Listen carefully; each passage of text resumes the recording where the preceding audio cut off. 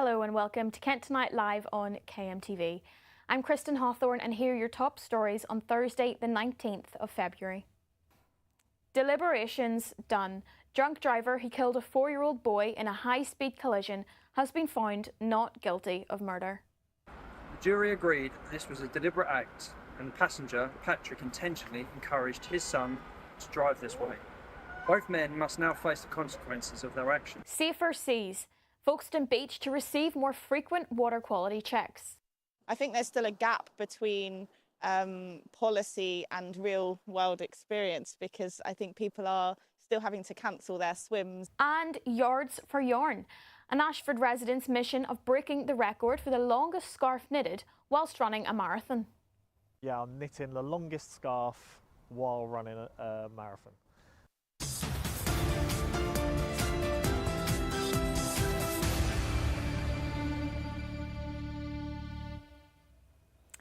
Well, first tonight, a driver who admitted the manslaughter of a 4-year-old boy after ramming a vehicle off the road has been found not guilty of murder.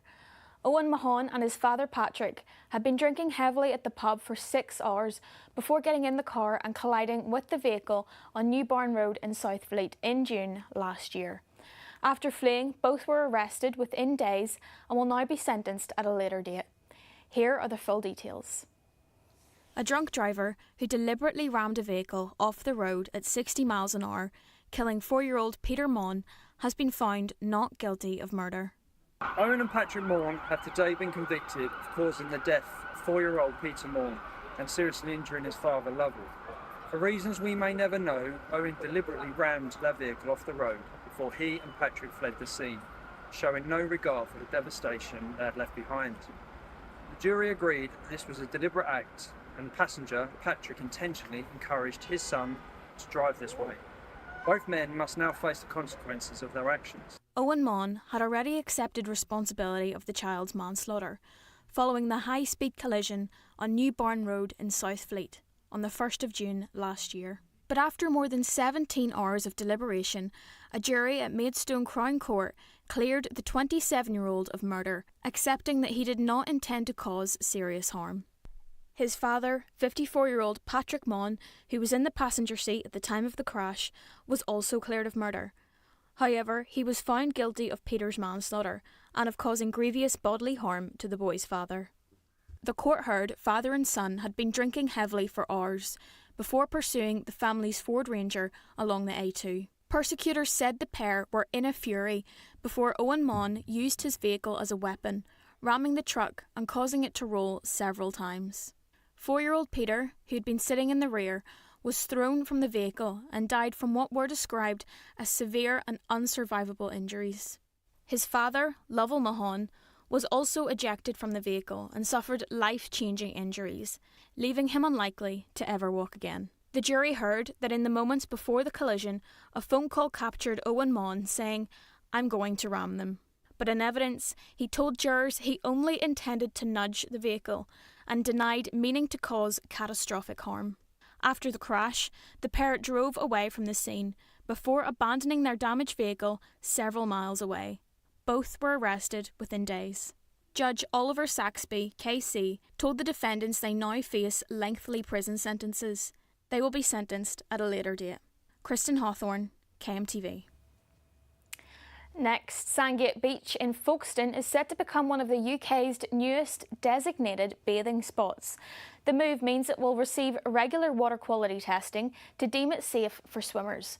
It comes alongside the growing issue of water pollution, which has left several beaches around Kent regularly experiencing toxic levels of sewage. Chloe Brewster headed down to Sandgate to find out more about the water pollution and whether this move will bring a greater sense of security to bathers there.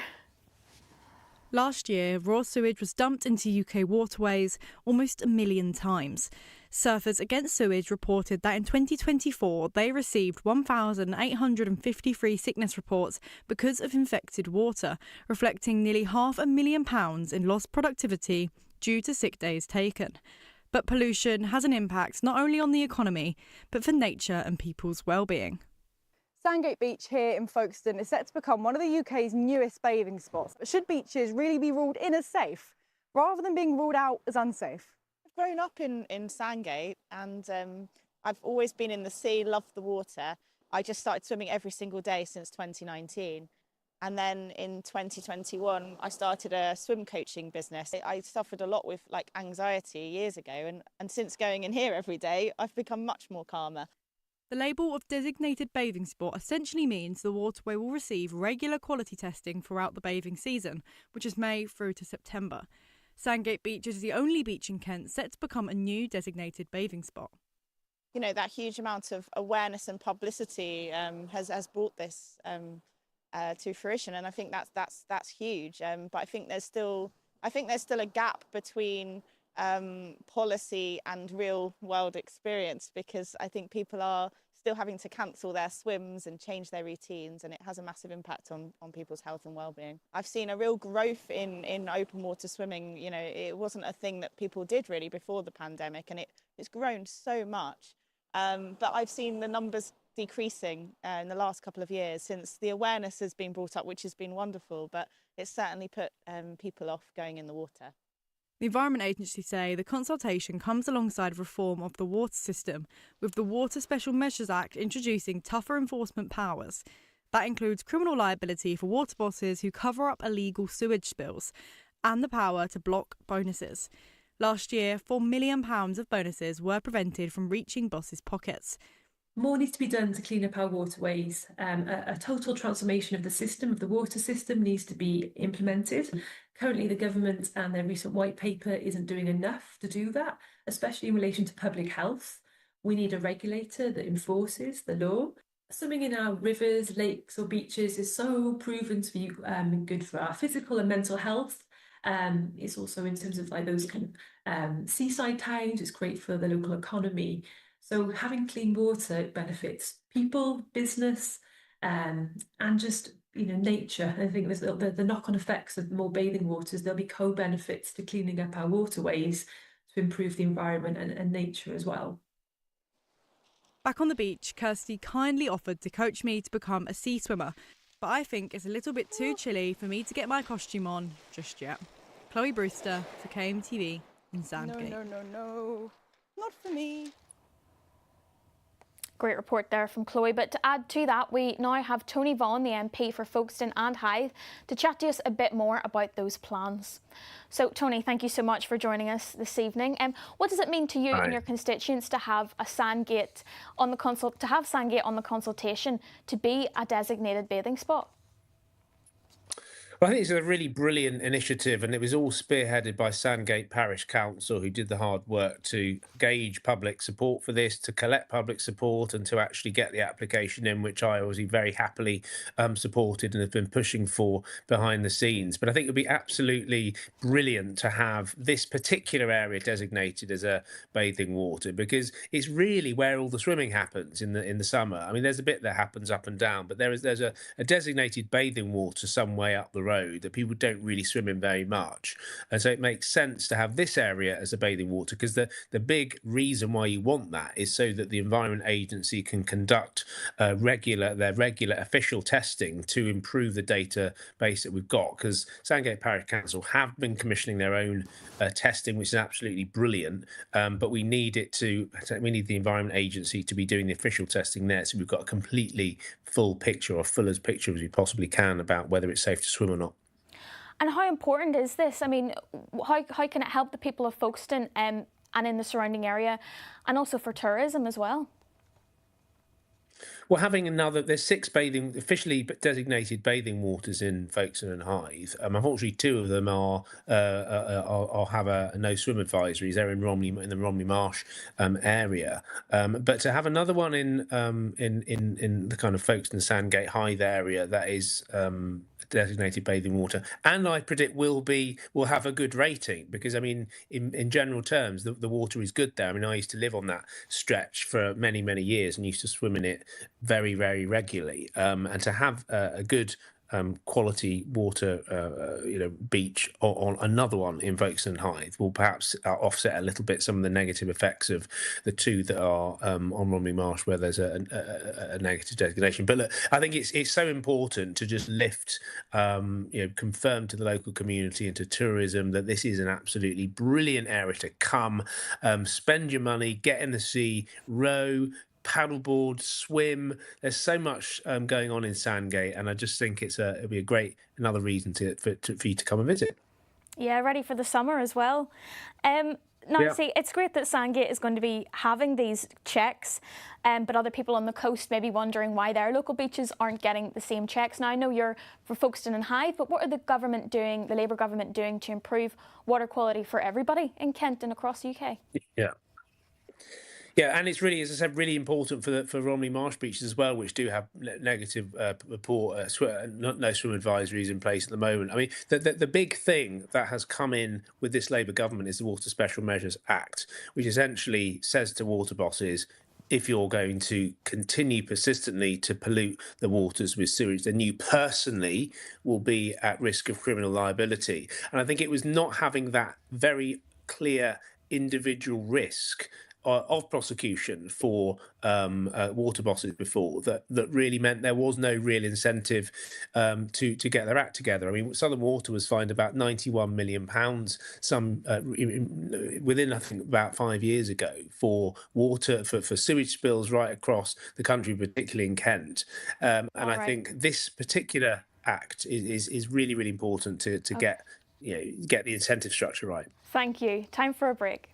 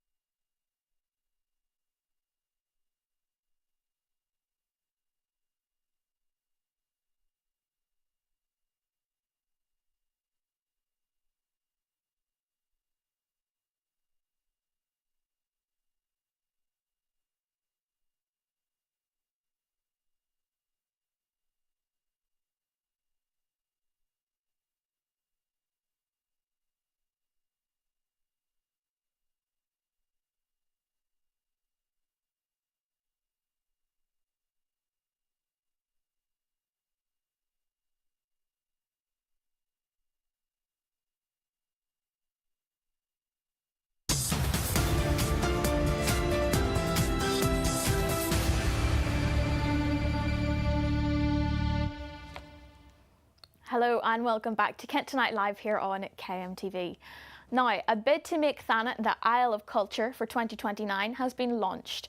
A competition run by the Department for Culture, Media and Sport to help support culture-led transformation. East Thanet MP Polly Billington joined me earlier to discuss. The reason why we are putting forward Thanet as the Isle of Culture is because the government started a new scheme for the Town of Culture, and I was very excited by that because I have 3 brilliant towns in my constituency, but I was worried about them competing against each other.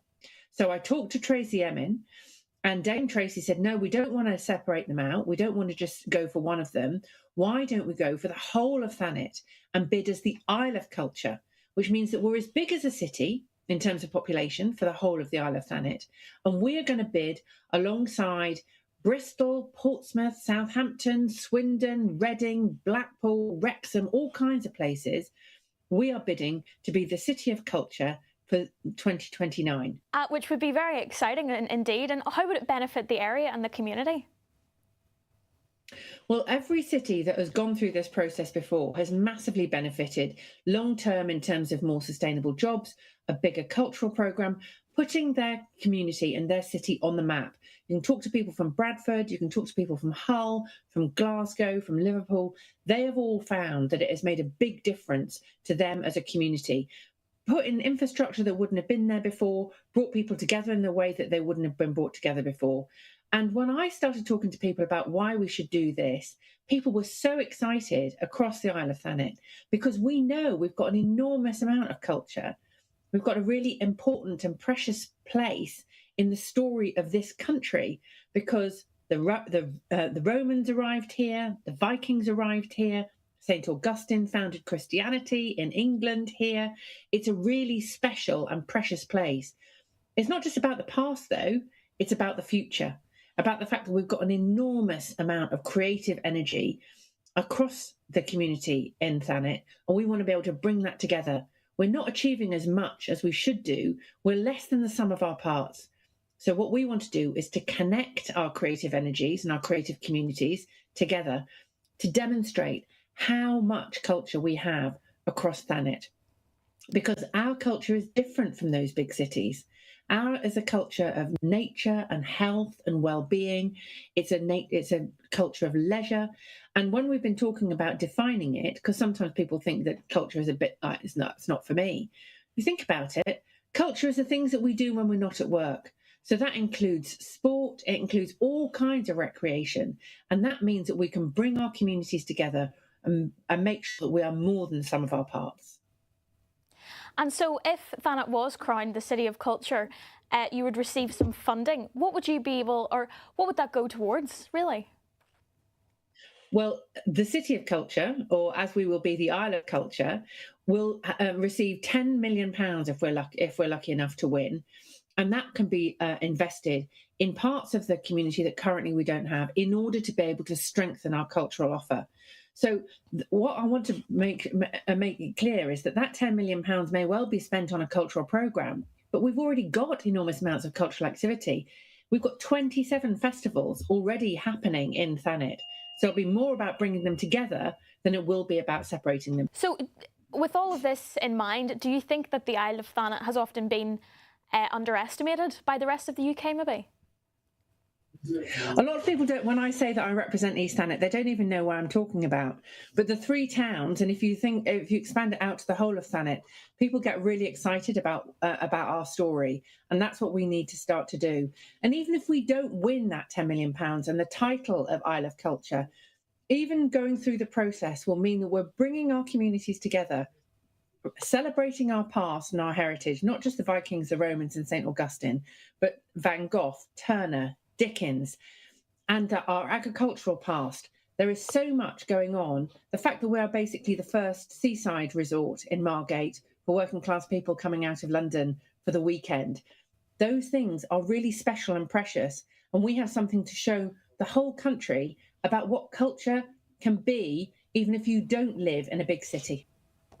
Very exciting, but now don't forget you can keep up to date with all our latest stories across Kent by logging on to our website kmtv.co.uk. There you'll find all our reports, including this one, about an English ash tree in Hoo that has been cut down after previously being exempt from being felled. It's a clear view to ongoing developments in Hoo, which only last week were obscured by a large English ash tree. Now all that remains is sawdust and a reminder of the tree's middle age.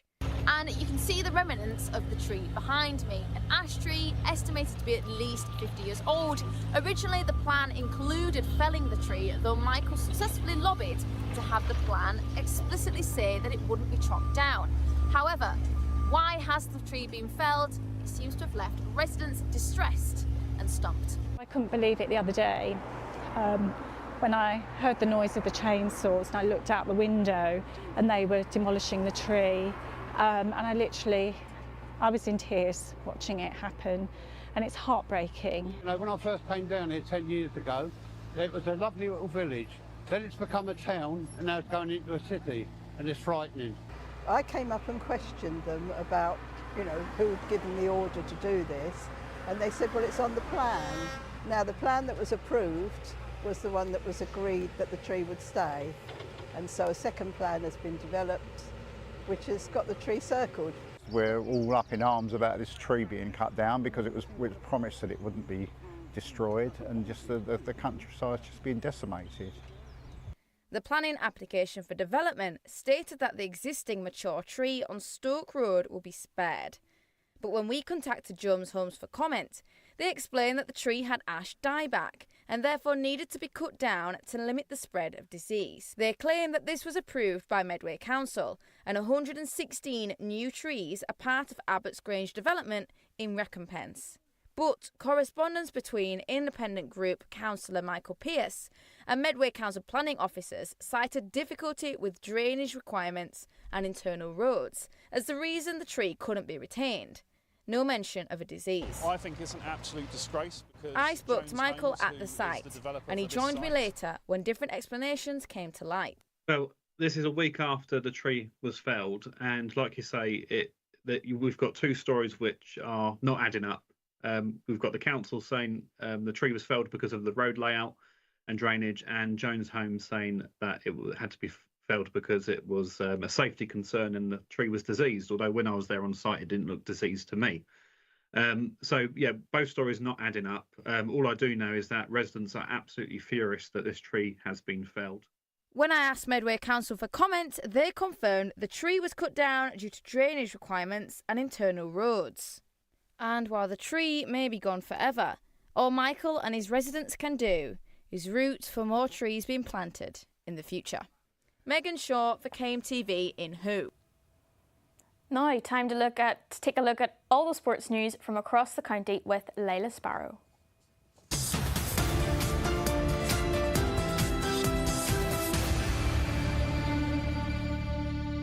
First up, Ashford United smashes in the goals, scoring a whopping 7-0 against East Grinstead. The nuts and bolts showed no mercy for the Wasps as manager Craig Stone admits that he didn't feel sorry for the brutal win. To top things off, new signing Jed Brown scored his debut goal for the team. Stone said Brown looked lively and bright on the left-hand side. He's going to add to us for sure. Ashford now sits 12th in the league after their biggest win of the season. Their next game is with the relegation-threatened Erith Town on Saturday at 3 p.m. Can they keep this up? Swerving over to motorsports, Dover's very own Jake Dixon is set to begin an exciting new chapter in his racing career this weekend. Dixon will be debuting in the Superbike World Championship with Honda in Australia. After 7 successful years and even being branded as one of their best riders, Dixon has swapped Elfmark VDS Racing for the full works experience with Honda Down Under. It will be a fresh start in a new championship, with Dixon saying that he truly believes 2026 will be a year of learning and growth, and I know the team will help me develop step by step. With experienced names around him, including 6-time world champion Jonathan Rea, in a test role, the 30-year-old has a strong backing as he takes on his latest challenge. For Dixon, it's full throttle into the future. Next up is Chatham Town women as they are entering the 5th round of the FA Cup for the very first time. The team's boss, Keith Bolanos, is proudly saying, "I don't think the wider football world in the UK has quite grasped what we have done.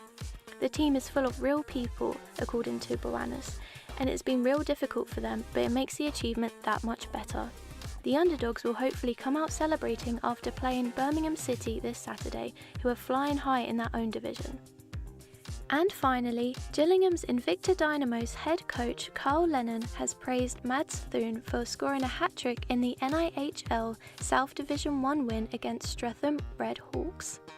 Following 2 great games, the praised player hit a loss last Saturday with an 8-2 loss against Chelmsford Chieftains, but they were missing some of their best players. The team are 4th in the league but are hoping for a redemption when they play against Solent Devils this Saturday.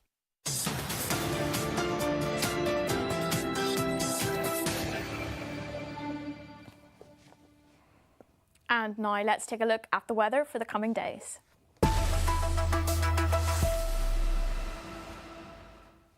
Tonight we'll see clouds across the county with temperatures staying between 5 and 6 degrees. Wind speeds of 9 miles per hour in the west and 10 in the east. 5 degrees across the board, 4 there and then 6 in Dover. Into the afternoon then 10 across the board, but 9 there up in Margate, 17 and 20 miles per hour of wind speeds. Then we've got cloudy skies on Saturday, clouds with rain on Sunday, but partly cloudy skies on Monday, 14 and 13 degrees across.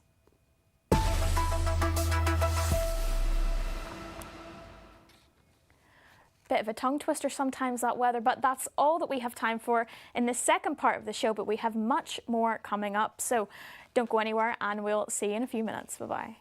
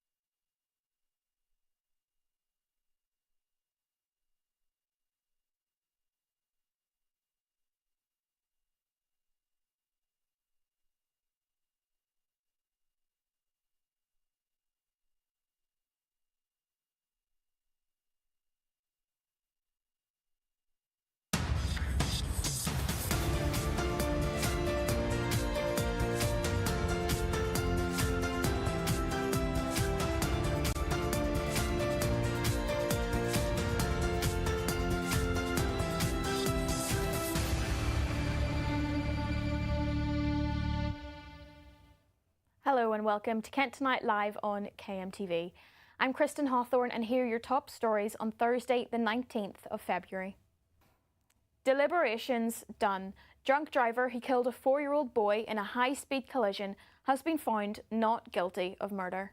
The jury agreed this was a deliberate act and passenger Patrick intentionally encouraged his son to drive this way. Both men must now face the consequences of their actions. Safer seas. Folkestone Beach to receive more frequent water quality checks. I think there's still a gap between policy and real world experience, because I think people are still having to cancel their swims. And yards for yarn. An Ashford resident's mission of breaking the record for the longest scarf knitted whilst running a marathon. Yeah, I'm knitting the longest scarf while running a marathon.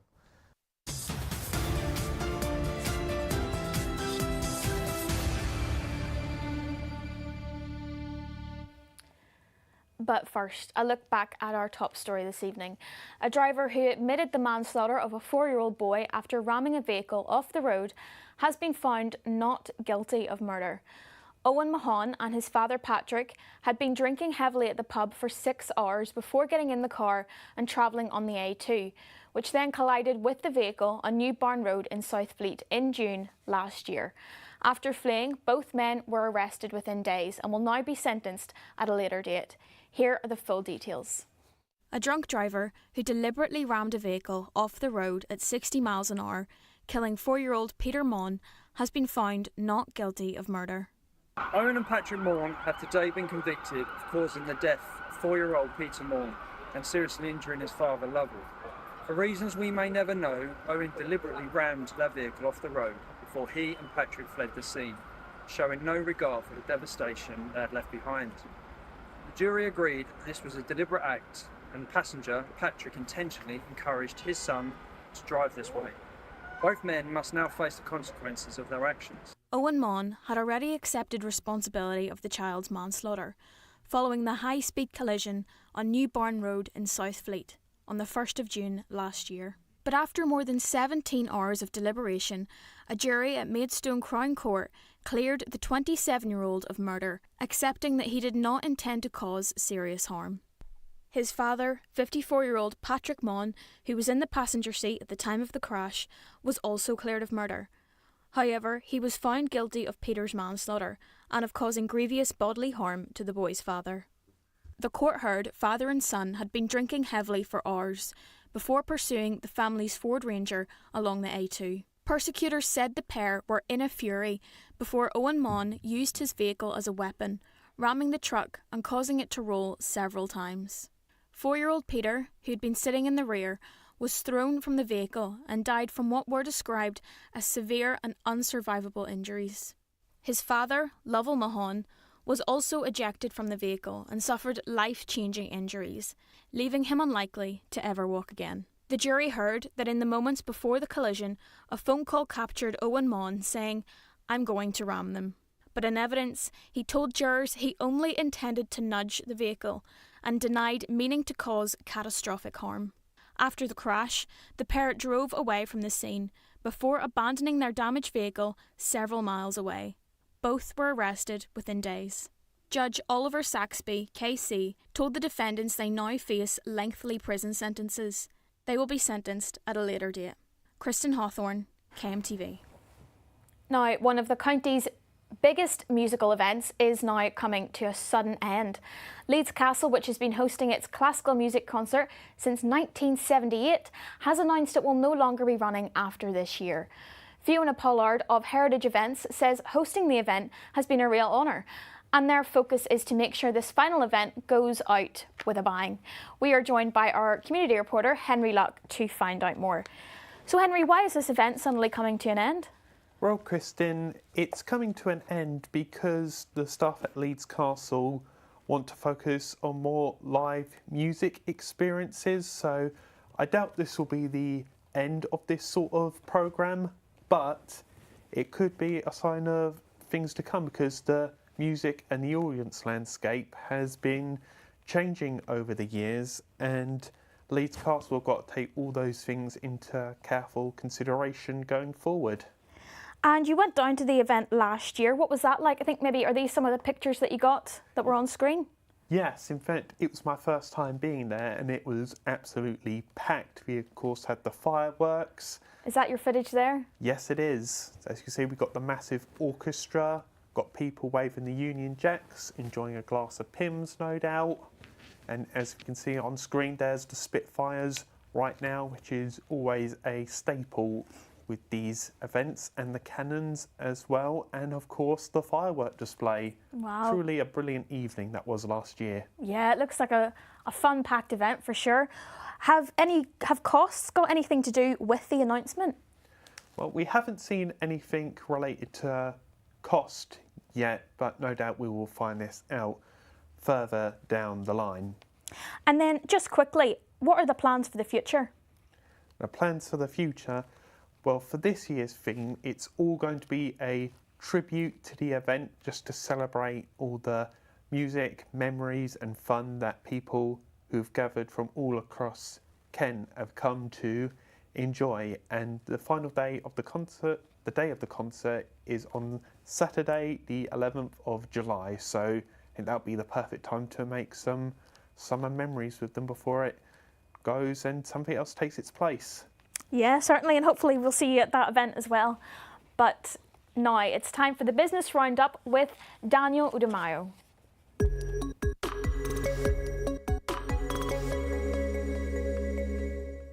First on today's business roundup.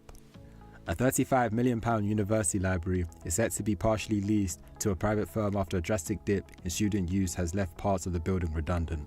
Canterbury Christ Church estimates it's only using 15% of the space inside Augustine House, as shown by the numbers dropping dramatically since 2019, as physical book borrowing has fallen by more than 75%, while the number of visitors have dropped by 56,000. Now, accountancy firm Burgess Hodgson hopes to take space on all 4 floors of the landmark building, occupying large sections of the top 3 levels under a proposed 20-year lease. A family-run garage has put one of its sites on the market, as its owners prepare to step back after nearly 25 years in business. Orchard Garage Limited has listed its site on Park Road just off the A296 interchange for a guide price of £795,000. Owners Pam and Jeff Manwaring have reiterated that the move is not a closure, and that its other branch on Heath Lane will remain open with jobs protected. Their children, Jane, Adam and Max, all work for the award-winning business, with Pam stating that we want it to carry on through to the next generation, but we personally want to spend a little bit more time seeing our friends, travelling, just doing all the stuff we've not had time to do. Lastly, plans have emerged for a largely car-free town centre development including homes, shops and a potential cinema. Dartford Council aim to regenerate the former Co-op building, which has sat empty for the best part of 2 decades between Spittal Street and Hythe Street. The council acquired the land on behalf of the public, stating its ambition to create a high-quality, mixed-use neighbourhood that serves local people and enriches the town centre. If approved, up to 69 high-quality residential homes will be built across a series of 1 to 4 storey buildings, arranged around New Mews streets and a small public square.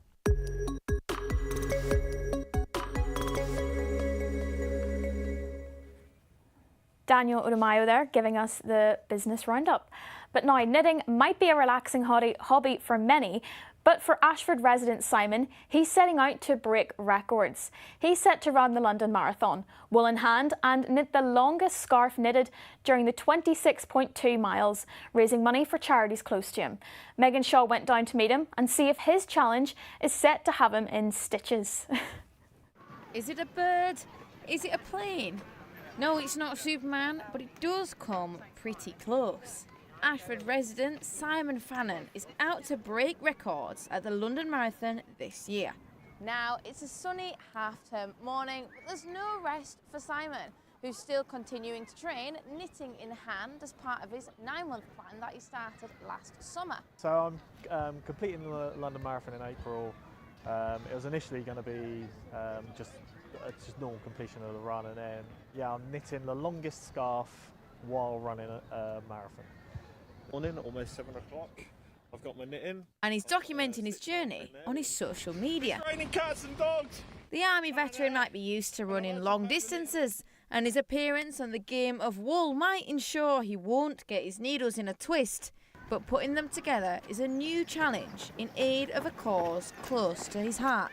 So the two causes I'm running for, Huntington's Disease Association, which is an amazing charity who help out people with Huntington's disease, which is a rare neurological condition. My mum's got Huntington's disease, so that's why I know about the charity, and they do really good outreach work for people. And a real charity, which is a charity which is based around mental health for veterans and frontline services, and they do that through movement. The previous record holder of the longest scarf made during a marathon is David Babcock, who knitted a 3.7 metre garment whilst running the Kansas City Marathon in 2013. Knitting is obviously, for me, I've been doing it for 10 years, so it's quite easy. And running as well is quite easy, but when you mix the two, the things I didn't expect were you've got to keep your upper body really still. So you can't drive with your arms, and quite a lot of power when you're running is taken from your upper body. So because you've got to keep that really still, it's really like all legs, basically. While he might have his work cut out, if his training in Victoria Park is anything to go by, he certainly proved that knitters aren't quitters. Megan Shaw for KMTV in Ashford. Be great for your brain, that, wouldn't it? Knitting and running at the same time. Well, I'll have to think about that over the break, as it is time for a quick break for a few minutes, but we'll be back in just a few minutes to speak to Chris Deasy.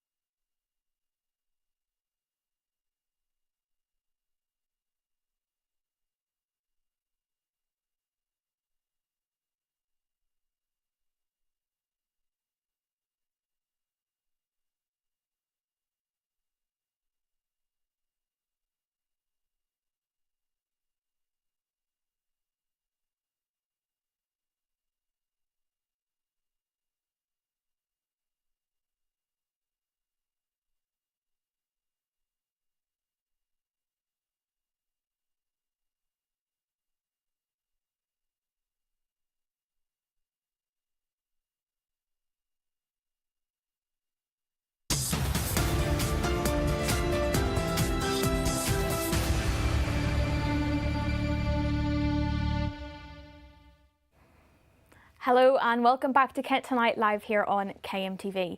Now, 3 new SEND schools are set to be built after Kent County Council informed the Department of Education to deliver on the long-awaited sites.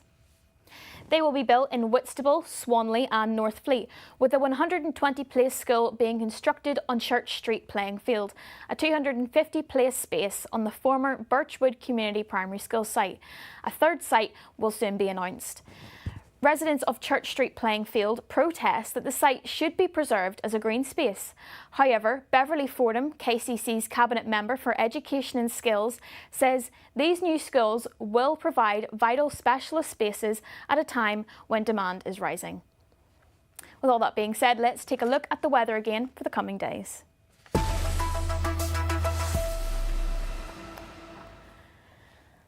Okay, now we've got 6 and 5 degrees across the board, cloudy skies this evening with wind speeds of 9 and 10, 5, 4 and 6 there, 4 towards Ashford, 6 and then in Dover, 8 and 9 miles per hour wind speeds.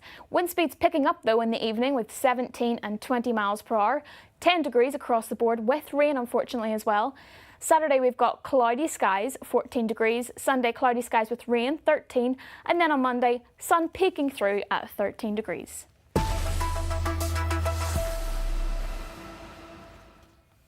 I'm out of breath after doing that weather. Now, don't forget you can keep up to date with all our latest stories across Kent by logging on to our website kmtv.co.uk. There you'll find all our reports, including this one about Timothy Chalamet's latest films, which features England's number 14 Josh Bennett, who visits Medway Sports Park Centre to teach young people on the sport. Timothy Chalamet and Marty Supreme have been breaking the box office, making millions and raking in awards. So when Medway Sports Park had table tennis set up for 40 schools this week, they decided to bring in one England professional, who's also an actor from the film, to show off his skills. They basically said, come down, we've got this massive event. They've got obviously 2 days of tournaments happening yesterday and today. So yeah, I was like, yeah, happy days, I'll come down. It'd be nice to meet everybody and yeah, show my face basically. So. Josh is the number 14 table tennis player in the country and got involved with the film after being sent a casting call from Table Tennis England before doing auditions and being flown out to New York, where he was in the film, and also helped train Timothy behind the scenes. So he had a whole training regime himself. I'm sure you've heard him speak about it. You know, the whole process, he was started, you know, a good 6-7 years ago from the sounds of things. But I was only out there just briefly before the start of the film, and yeah, I did sessions with him, so like rehearsing and gave little tips and tricks here and there. And yeah, it was awesome to meet him, and obviously to see someone like him playing table tennis as well for the film. It was pretty cool. Josh also showed off some of the items he'd kept from the set, including a poster with his character on it and a signed bat from Koto Kawaguchi, another pro who played Koto Endo in the film. He also gave out autographs to some of Medway's aspiring players. Do you say tonight's made you like table tennis a little bit more, maybe a little bit less? I don't know, it depends how much you've been winning. A bit more. Yeah, I like playing table tennis in my free time because it's like you can get with the community and it's like you can make friends. But Josh wasn't the only one signing autographs. Well, you know, we always are looking for the talent here in Medway, and that's from every field, whether that's sports, entertainment, even journalism. So from that perspective, I'm really proud of the kind of individuals that step forward. And nights like tonight, you know, many people, perhaps more mature people who perhaps play table tennis for fun, again, coming to see an international player like Josh is a real rare opportunity in this particular sport, but it's something we're very proud we do in Medway all the time. Vince refused my offer of a game, so I asked Josh, who said he wouldn't let me take a single point. Now it's time for me to play Josh himself. He's ranked the England number 1 in Marty Supreme and the England number 14 in real life. Time to see his skills for myself. Well, I think I'll leave it to the pros, both for table tennis and for acting. Finn McDermott for KMTV in Medway. And keeping with the theme of films and Marty Supreme, with the award season slowly approaching, many cinemas will be rebroadcasting current Oscar nominees and even some past winners. Ahead of not a new episode of Kent Film Club, I am joined by presenter Chris DC. Okay, so tell me about the nominations for then. What do you think? Well, it is incredible. And actually, it's funny, we were just watching table tennis because Marty Supreme, which is one of the front runners, I mean, Timothée Chalamet is a dead cert for Best Actor, because last year he was up for playing Bob Dylan. Well, I would say that Sinners, although it has the highest number of nominations ever for Best Picture, may be eclipsed by One Battle After Another, because Thomas Anderson, who made Magnolia and Boogie Nights, Phantom Thread, has never won Best Director. And he's been nominated many times before. Punch Drunk Love, an Adam Sandler film. Of course, that's a nice link with one of the other films that almost could have been nominated with George Clooney this year, but Jay Roach. But I would say that Hamnet is going to do fairly well. Jessie Buckley, dead cert for Best Actress. But there's always the capacity for surprise. You know, when you have people nominated who hadn't even been nominated in other categories and other awards like the Golden Globes or Screen Actors Guild, who suddenly propel and become the unexpected winner. You always got those actors on the night who say, I didn't prepare a script, even though sometimes they are the front runners, so you think they really ought to have done. Yeah, maybe don't expect to win, but then, And is there any films this year that you particularly enjoyed that maybe didn't fare so well in the nominations? Well, the film that I was so looking forward to, Song Sung Below, the Neil Diamond story, which has got, I mean, there was a lot of publicity. I mean, you had Hugh Jackman and Kate Hudson doing the entire circuit, going on all the chat shows promoting their film. It's got one nomination, but Best Actress. Now, I don't think Kate Hudson's going to win. I mean, I suppose a dark horse in that race would be Rose Byrne, and a film that I saw at Sundance a whole year ago, which I'm actually going to see again tomorrow, and that's If I Had Legs, I'd Kick You, which is, as titles go, too much. But it's about a therapist under strain who needs therapy as much as she dispenses it. With Conan O'Brien, who plays her therapist, and he's actually hosting the Oscars. I don't think that's going to change the stakes for her, but she could win, but I think it'll be Jessie Buckley's year. Yeah, it sounds excellent. I mean, are there any yearly trends that favour specific genres, maybe ones that are more difficult to make or include more CGI, things like that? Is there any genres that keep coming up?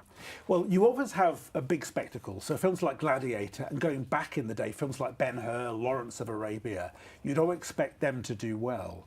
But sometimes there'll be the real capacity for surprise, like a Coen Brothers film. And we may be talking about No Country for Old Men, but that's a classic example of a film which is a kind of subversive take. There we are. I mean, that haircut. I mean, he's the most sadistic villain I've ever seen. But he looks like Carrot Out the Monkeys. It's set in 1980, but you've got the Texan landscape and this serial killer who's sort of hell-bent on revenge after Josh Brolin takes the satchel that contains money from a drug deal that's gone wrong.